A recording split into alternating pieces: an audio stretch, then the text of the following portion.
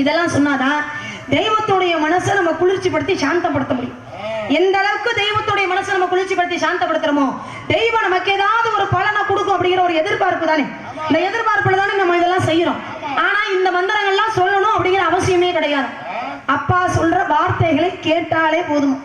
இந்த மந்திரத்தெல்லாம் சொன்ன பலன் நம்மளை வந்து சேரும். ஆனா இப்பெல்லாம் யாரு அப்பா பேச்ச கேட்டு நடக்கிறது சொல்லுங்க பாப்போம். யாராவது அப்பா பேச்ச கேட்கிறோமா? ஒருத்தரும் கேட்கறது கிடையாது. ஆமா, அப்பா பேச்செல்லாம் கேட்கணும். ஏன்னா அம்மாங்கிறவ கூட என்னைக்காவது ஒரு நாள் நம்ம கிட்ட அவ கஷ்டத்தை சொல்லி காமிச்சிருவா.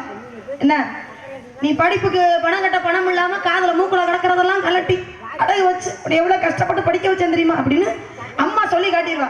ஆனா அப்பா என்னைக்காவது தான் பட்ட கஷ்டத்தை பிள்ளைகள்கிட்ட சொல்லி பார்த்திருக்கீங்களா? அப்பா மட்டும் சொல்லவே மாட்டார். நம்மளோட கஷ்டம் நம்மளோட போனாலும் பரவாயில்ல, நம்ம பிள்ளைங்க கஷ்டப்பட்ட கூடாது அப்படின்னு நினைக்கிற ஒரு தெய்வ பிறப்பு அவங்கள. கடைசி வரைக்கும் அவங்களுடைய கஷ்டத்தை சொல்லவே மாட்டார். ஆனா அப்பா வந்து நம்ம கண்ணுக்கெல்லாம் எப்படி தெரிவாரு? எதிரி மாதிரி தெரிவார். 10 வயசா இருக்கும்போது ஒரு பையன் சொல்லுவான், எங்க அப்பா தான் எனக்கு கதாநாயகம். அதே பையன் 20 வயசு ஆகும்போது என்ன சொல்லுவான், எங்க அப்பா தாங்க எனக்கு முதல் வில்லனே, சும்மா வீட்டுக்குள்ள கடந்துட்டு நொய்யு நொய்யு எதையாவது பேசிக்கிட்டே இருக்காங்க அப்படிம்பாங்க. அடுத்து ஒரு 40-45 வயசாகி அவனுக்கு ஒரு கல்யாணம் ஆகி அவனுக்குன்னு ஒரு புள்ள வரும் பாருங்க. அப்பதான் அந்த அப்பா பட்ட கஷ்டம் என்னன்னு தெரியும். அப்ப எங்க அப்பா எவ்வளவு கஷ்டப்பட்டாலும் என்னை ராஜா மாதிரி வளர்த்தாரு அப்படின்னு சொல்லுவான். எப்ப 40 வயசுல அவனுக்கு கல்யாணம் ஆகி அவனுக்கு புள்ள இருக்கும் போது. அது மாதிரி அப்பாவுடைய பேச்செல்லாம் கேட்கணும். அப்பாவுடைய பேச்சை கேட்டு இந்த இடத்துக்கு காவலுக்கு வந்திருக்கேன். காவல் யாருக்காக அப்படின்னா முருகப்பெருமானுக்காக காவல். முருகப்பெருமானுக்காக காவலுக்கு போகணும்னு அப்பா என்கிட்ட சொல்லியிருக்காங்க. இந்த முருகப்பெருமானுக்கு காவலுக்கு போகணும்னு சொன்ன உடனே ஏன் தெரியுமா சம்மதிச்சேன்? அதுல ஒரு மிகப்பெரிய காரணம் இருக்கு.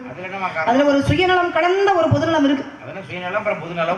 பொதுநலம் அப்படின்னா அடுத்தவங்களுக்காக ஒரு விஷயத்தை நம்ம செஞ்சோம் அப்படின்னா அது பொதுநலம் இல்லையா?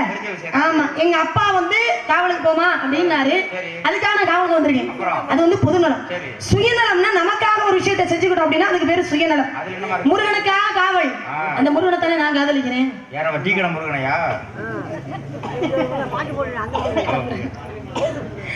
அப்படி சொல்லுங்க. பழனி மலை முருகன் அவரைத்தான் மனசுக்குள்ள நினைச்சுக்கிட்டு இருக்கீங்க. அவரும் எப்ப வருவா நானும் காத்துக்கிட்டே இருக்கேன். இப்போதைக்கு வர மாதிரி தெரியல. அடிக்குமா வந்துருவாருன்னு நினைக்கிறேன்.